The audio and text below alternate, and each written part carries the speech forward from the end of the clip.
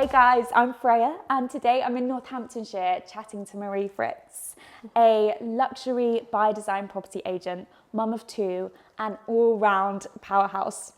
Thank you so much for inviting us to your home. Thank you for coming. So I've known Marie for a good few years now and I've always admired her ability to produce such incredible videos for her clients and top quality marketing content. Thank you. All whilst keeping such a high reputation within the property industry and being a mother. I'm really interested, how do you juggle it all? I don't know. In all honesty, I think it's so difficult to be a working mum. You feel like you're kind of failing at work because you're not spending enough time, failing at home because you're not spending time with the kids. But if you love what you do, that's the main difference on how to find the way to do it. So whether it's, kids go to bed and I pick up some work, my clients know I'll, text them back at 10 p.m. because that's when I catch up with things, or between gymnastics and swimming. But I think if you love your job so much, and people who know me know that for me it's not work. I love it, it's my passion, so it's easy for me to find the time. But, you have to really be dedicated on structuring your day, making sure you have time for everything. And it's not easy, but it's worth it. Sounds like you do a really good job at it as well. I try. Okay, so how does the self-employed model of By Design support your family and the busyness of your lives? I think it's so important to be able to have that balance because, my husband has a job where he can't do the school runs, he can't do gymnastics, he can't do all these extracurricular activities. And it's so important for the kids. And if I had a 9-to-5 job, I would never be there for the kids. I would never be there at work. And to be able to work for myself, work around my hours. If I have a busy day and I only want to do an hour of work and I can afford to do so, then I do it. If I want to go away for a long weekend and my clients are taken care of, I can do so as well. So working for myself, that self-employed model, I don't think I could ever go back to the employee 9-to-5. I need that flexibility. I just couldn't do it. Yes. Yeah, fair enough. Yeah. I think it really does allow you to run your own life, run your own schedule, and have time to do the things you want and you need to do. Yeah, and if you want to go to the gym in the middle of the day or, go walk the dog or stuff like that, it's, and if somebody prefers open houses on a Sunday, then I'll do viewings on the Sunday, take Saturday off for myself. So that kind of flexibility really allows me to do what's best for my clients as well as myself, which is great. Yeah. So what kind of properties do you market? What clients do you take on? I am very much more of quality over quantity. I'm not the agent that takes 20 houses at once because then I wouldn't be able to give that level of customer service that everybody deserves. And I also, not all business is good business. I want to make sure that the house is right for the brand, but also that the brand is right for the house, because these upper quartile properties, they cannot be marketed just with a few pictures and popped on Rightmove and wait for the phone to ring.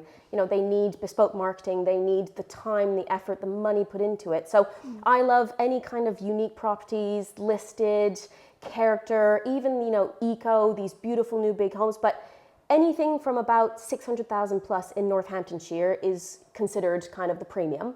But my bread and butter is kind of 700 to 1.5, 2 million, anything over 2 million. There are some in Northamptonshire, but it's not as frequent. Yeah, not like Oxfordshire and stuff like that, where the prices are much higher. So kind of anything up to about 2 million is a normal kind of premium price here. And then we do get the really top end stuff sometimes as well. But for me, I love the story behind properties. And, I'm Canadian and my parents say that I sell houses that are older than Canada itself. And it just, they don't understand it because they don't have that history in Canada. So for me to stand in these 300-year-old houses that have all this history to them, that's incredible.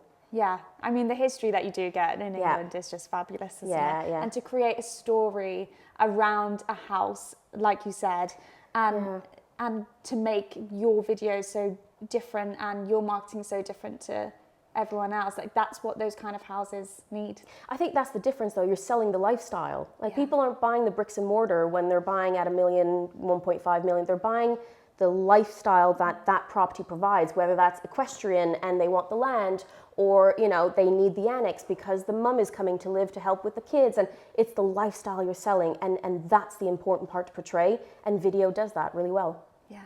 So how do you feel being a woman in a male-dominated industry? I think I hate to say it because it's cliche, but you have to work harder for things sometimes as a woman. And I feel like people tell me I look quite young. I'm in my 30s, but people think I'm still in my 20s. So when I am sitting in front of these multimillionaire CEOs, really high up people, sometimes I feel like they might have a difficult time taking me seriously because I look young, I'm a woman, but I have a big, strong backbone. I've got tough, thick skin. Yeah, you do. And I will sit in front of them and go, no, I'm the expert. If you want to listen to me, that's fine. If not, I will walk out the door, and that's okay. But I think to make it in this industry, you have to be able to have that backbone and to say, I am the expert, I know what I'm talking about, and you can either listen or not. But I think it's quite easy for these people to kind of assume you're just this young girl. And so when I am able to assert myself and, take control of that room, they switch very quickly and they go, okay, yeah, I'll listen to her now. And I think you need to be able to do that. But I've had people where, and I was speaking to this about, with David on the podcast and Matt, that he asked the same question, what is it like being a woman in this industry? And I said that sometimes we get, people hitting on us and stuff like that makes us a bit uncomfortable. And I've had it where I was chatting with this person for months trying to, sell his house, and we had this relationship because he wasn't ready to sell yet. And then in a WhatsApp message, he made a joke about I guess I won't get a date then or something like that. And automatically it was done because I don't need that house. I have a lot of clientele and I will walk away from stuff like that because it's just inappropriate. But it's quite often that we get that type of stuff.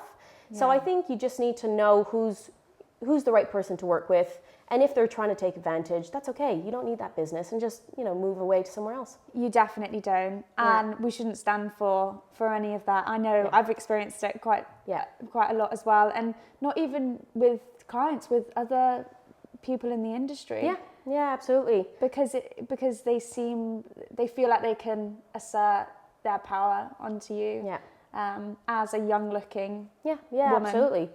And it's not fair, and it should be stopped. And they think they can take advantage in terms of, it's a little joke here and there, or this, that. And I had I remember he was probably in his 70s, and he had a few agents around, and he didn't blatantly tell me, I didn't hire you because you're a young woman, but he said it in, read between the lines, because he hired a 65-year-old man who'd been doing the job for 40 years with this little suit and tie.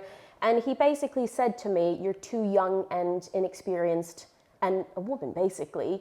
And I kind of went, that's okay, I don't want to work with you anyways. Oh, and gosh, no. I walked away and said, good luck. But I think, you're not going to win them all, and that's okay. Not all business is good business. No. And you're so right. And obviously being a young person, actually, does have its benefits. Do you feel like that really helps in keeping on top of the trends and on, really seeing what's out there? Do you think kind of being young has advantages because you're more switched on? You look at these marketing companies, the people who are making millions and doing really well are young marketing companies that are changing the world, changing how things run. So there's so many things broken in our real estate world here. And I say real estate, that's the Canadian American term.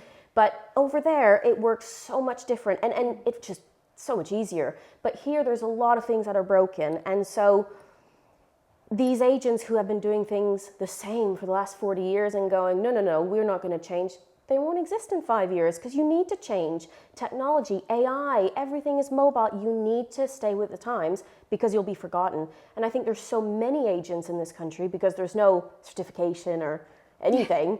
So there's a lot of bad ones, and there's a lot of ones who think they don't need to change, but they will soon be outrun because there's so many of us, and the ones who are willing to change, which is more the younger crowd, because we are keeping up to date with what's important. I think the vendors see that, and they start seeing the difference with, they're hungrier, they're more, into the AI side and this and that, and they're going to sell my house. And I think it's changing. I think it's all changing. And so those, I say the old boys because the majority of them are 60, have been doing it for 30 years, 40 years. They won't exist in 5-6 years because they'll well, no, not because they'll die, but the business won't exist in 5-6 years because the young crowd will outrun them. Yes, I mean, you're right. There's too many tools out there now, like especially with AI. I mean, it's huge. By Design has quite a lot of AI going on beneath the scenes with Lifecycle. With Lifecycle. Yeah, and the CRM system. So I believe it's the only CRM system to use AI right now. And so it is, forward thinking, it's cutting edge, it's trying to change all of those things. But at the end of the day, again, this is why I changed to By Design, because I saw all of those changes that they were making that will be important in the future. And they've just launched something else in Lifecycle as well that is the only AI specifically for estate agents. And it's kind of like gone on fire. It's just done so well. And then they're doing websites with AI backed up, and By Design is the first website that they are going to create, and they've got like a waiting list of tons of agents who want it. So I think we're in the right company for all of this kind of like starting AI and changing the way estate agents work, really. Yeah, for the better. Yeah, absolutely. And I was chatting to Mark Burgess from Lifecycle, and he's been getting really excited of what's to come that he can't tell anyone yet.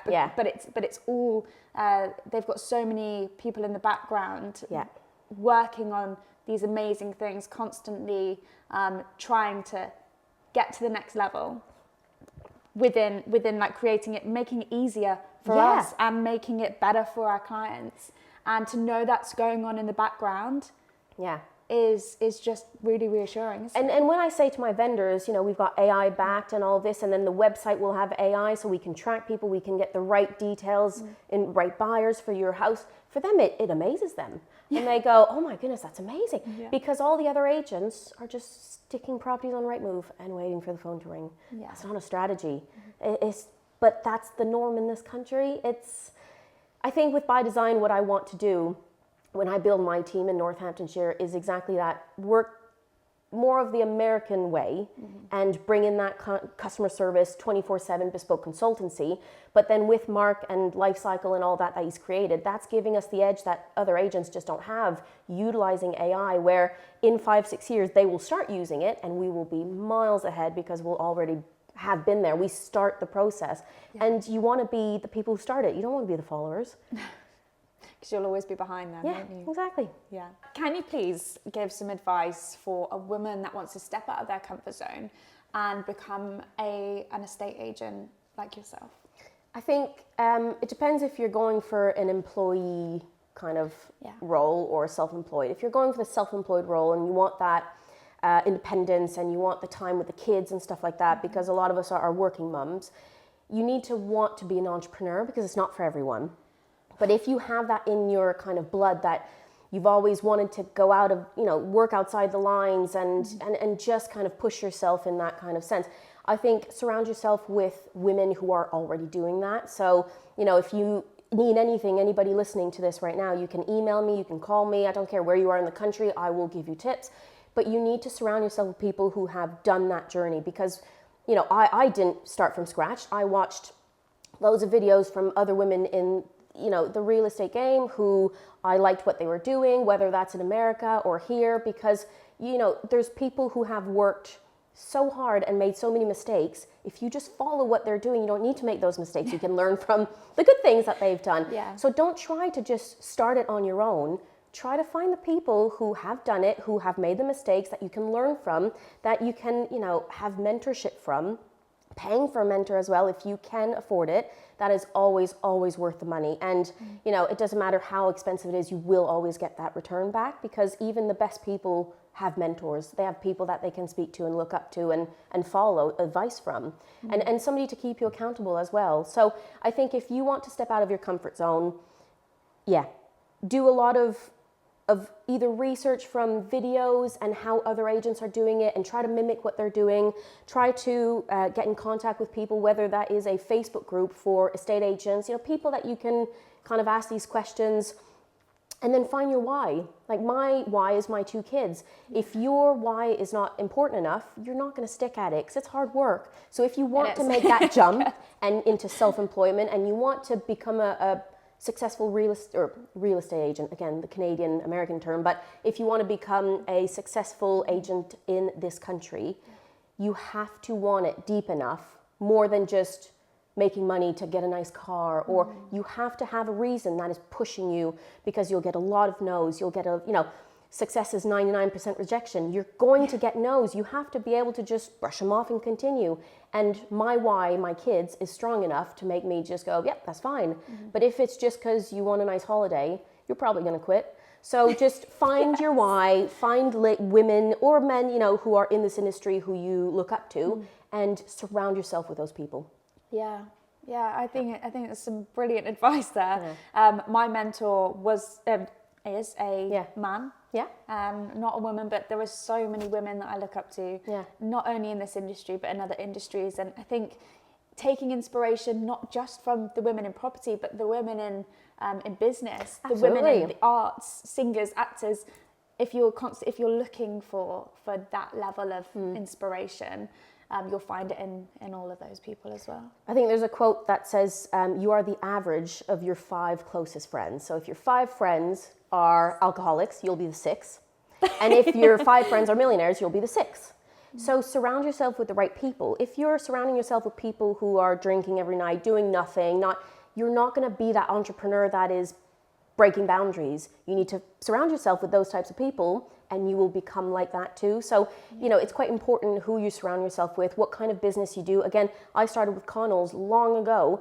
I would never go back to that kind of, because the culture wasn't right. The people weren't doing it for the right reasons, and it's really crippling to somebody who's wanting to be entrepreneurial and wanting to get, break the box. So if you surround yourself with people, so like in By Design, I feel we're all in the same mentality. And if I need something, I call David, or I call Matt, or I call anybody.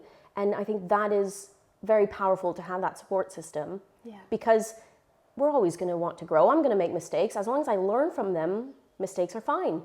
But you need to learn from them. But so there's a lot that you can do if you want to get out of your comfort zone. Confidence is a big thing, your positive mindset, all of these things is really important, because if you're not able to stay positive, you're gonna quit very quickly. Yes, you will. But if you don't push yourself out the comfort zone, and it is hard when you do. It's uncomfortable. It's uncomfortable. But growth is in the uncomfortableness. Yeah. You're not going to And stay it's worth put. it, Yeah, right? exactly. I think we've both found out that, pushing ourselves out of our comfort zone and creating those awkward situations that, we just have to push through and we just have to learn from, has really, helped. And Absolutely. We're more successful for it. And we're here to tell the story. Absolutely, and help others. But I think especially for women, they have this fear of people not liking how they sound, and I mean men too. I've spoken to a lot of men, how they look, how they sound, and my advice is just suck it up. Suck it up. Like, you look how you look, people see every day. You sound how you sound, people hear you every day. It's weird for you because you hear you, but for others it's not weird. And if you stumble on a video or you trip, or it makes you human. People connect with people. You don't need to be a robot who knows every line of everything. And so I think that confidence within of people don't care about me as much as I think they do. If they don't like a video, don't watch it. But you need to build that confidence in yourself to be able to get out of your comfort zone, because you will never go anywhere if you can't do that. Yeah. And that's the real stumbling block that people usually have. Yeah, I know. I completely understand. And I feel that. And I do honestly respect kind of the men who do it, and I understand that it's not just women who struggle on camera. Obviously it's everyone. Like you said, like, it's hard to hear your own voice back, but the levels of beauty standards that women have to face on a day-to-day, it's really tough, because you're constantly trying to look your best, and when you are trying to look your best, you're not focusing on the property, you're not focusing on, I think it's also the like main these thing. Filters and stuff like that on social media. It's all so the fake, isn't skin it? looks like porcelain, and then they turn it off, and then you think, oh my, it's a different woman, there's no makeup there, and then the filter's putting makeup on. So I think this is also what people are comparing themselves with, is all of these videos that look perfect, and they try to do that, and they do 50 takes. Just go live. Go live, you do it once, and you say what you say, and then move on. Yeah. So I think that is the biggest thing, is that confidence. If you want to step out of your comfort zone, become an estate agent, and do it well and succeed, you have to not care what people think about you. Yeah. And you just need to, get the videos out, get the content out, and just go. Yeah. Yeah. So how have you found the market over the last 12 months? I think last year was quite difficult for everyone, right? People who moved usually had a reason to move, whether it's divorce or upsize because of a new baby. There's a lot of people who were kind of on hold where it would be nice to move, but there was no pressure. So they kind of stood back and waited to see what was happening, which they've all jumped in this year now. But I think last year the market wasn't crashing. We knew it wasn't going to crash. People, the media, scaremonger and all of that. Yeah. We knew it wasn't going to happen because the demand is still there, but it was just cooling off from COVID. I mean, COVID was not normal. And it was good for us agents because it was extremely busy, but it wasn't normal. Those 1.25% interest rates, not normal. No. All of these things, it just was cooling down, which it needed because it's not sustainable. And I think during COVID, like I said, there's so many agents. During COVID, anybody could sell a house. House would sell itself. Yeah. Bad agents sold a house. Us good agents, we just sold it for more money because we had a strategy in place. We had things we were doing. But bad agents still sold houses. Now, last year, that's the big difference because the bad agents were no longer selling houses because they had no structure. They had no marketing plan. They had nothing. So us good agents had a bit more chance to shine and our name to go out a bit there. And this is why I chose to go from Finding Country to By Design in a bad market. Because why make the change when it's saturated by every house selling? Yeah. You want to make the change, and it's going to be hard, but make the change when people can actually see the good agents and see that you're working hard and you're selling houses. And, even if it takes 6 months to sell a house, my clients would never go anywhere else because they know that I'm doing absolutely everything possible in a hard market to get them sold. So for me, making that change in the harder market was great because it allowed me to shine a little bit more. But saying that, I am very happy this year that things have picked up again already. Interest rates going down, base rate staying the same, which they're discussing going down again. It seems like everybody who waited last year just jumped in January altogether because it went crazy. And it's great. But what conversations I'm having with buyers is, okay, last year you said you're going to wait to buy till 2024. Now, interest rates are going down, more people are buying, competition, house prices go up. There's no good time to buy. You should have probably bought last year and then did a short-term interest rate and then remortgaged it when things were better. But now you've got lower interest rates, but you're going to pay more for the house.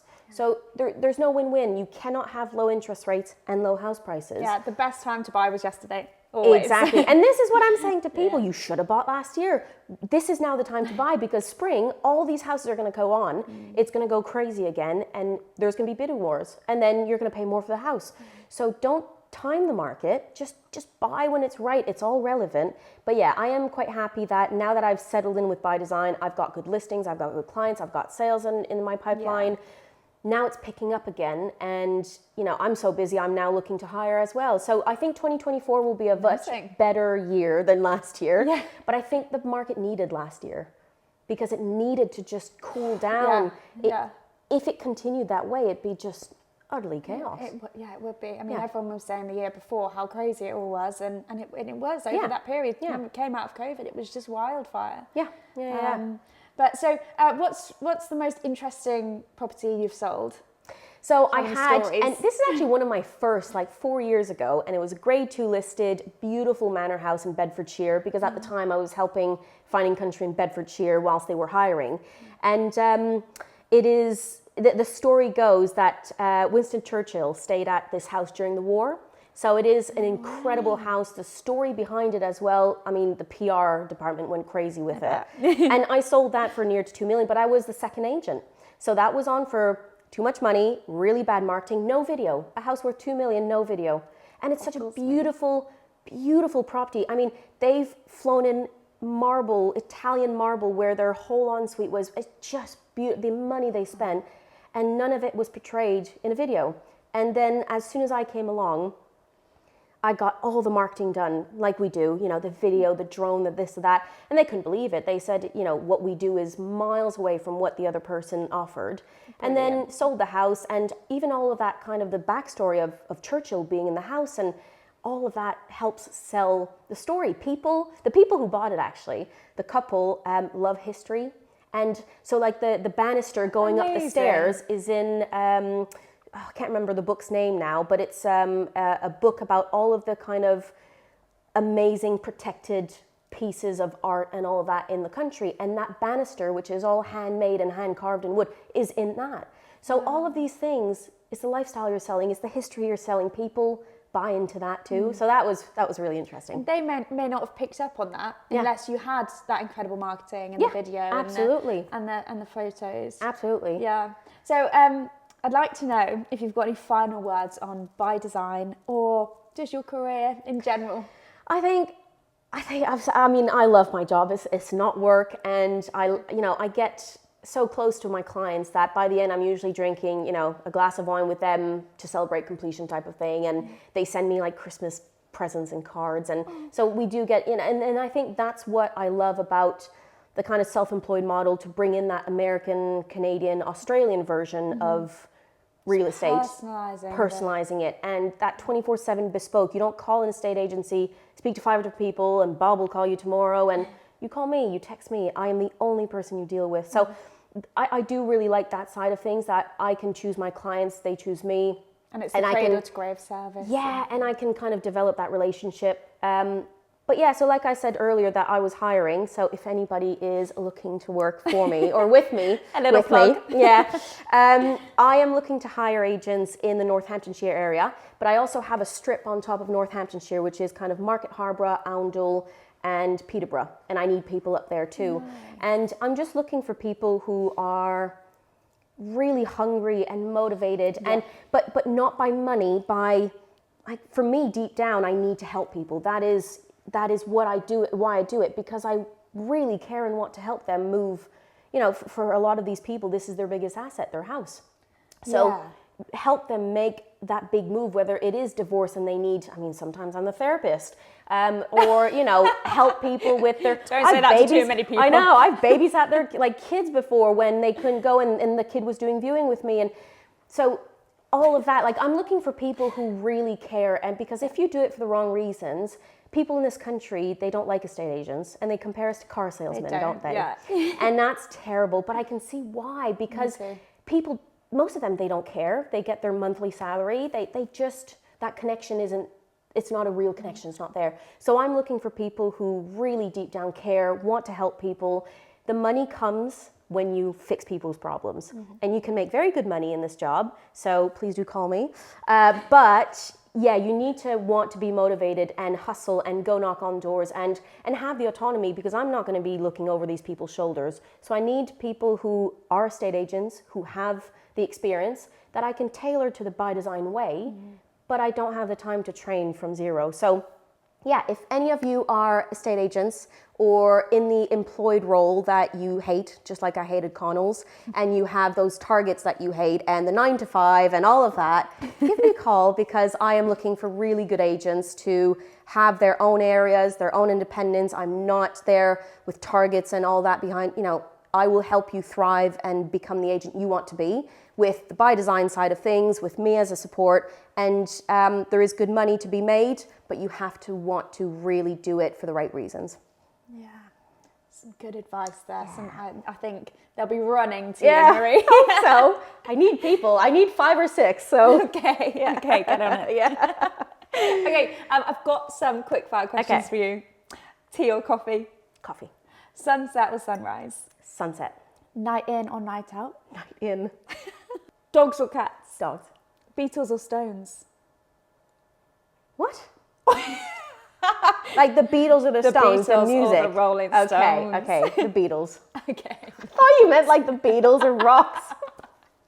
Beatles. Okay. Comedies or horrors? Comedy. Beach holiday or city break?